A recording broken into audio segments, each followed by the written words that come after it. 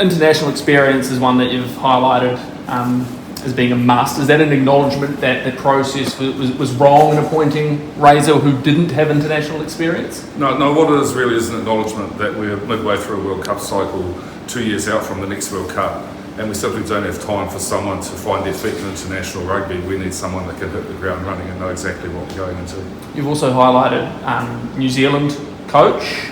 Could you just explain why it's important for the coach of the All Blacks to be in New Zealand?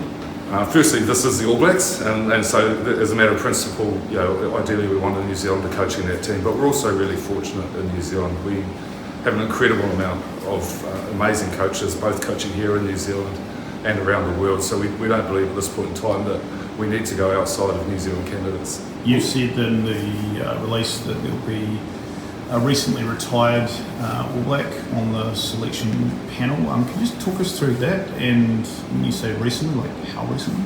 Yeah, that's a really good question, Jamie. So one of the things that we think is critical in any team appointment is that we bring some players' perspective into that. And in the case of the All Blacks environment, it's really important that A, we have that perspective in the process, and B, that we have a relatively recent perspective. So we're not putting any firm timeline on how recent that person needs to be, but we think it's entirely appropriate that we have someone who's had some recent experience in the team as a player. This is totally standard. We would do this for any team appointment. We did the same when we appointed the Black Ferns head coach just recently. I just have a question about the assistants.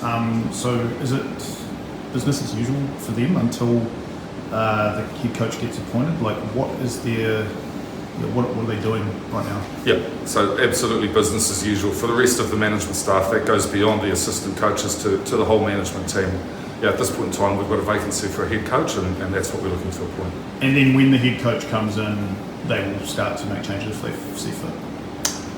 Well, that'll be a question for the head coach in discussion with New Zealand Rugby, right? So we're looking to appoint a head coach, and once we've appointed that head coach, then we'll start discussions with them and we'll make decisions with them about the makeup of their coaching and management group.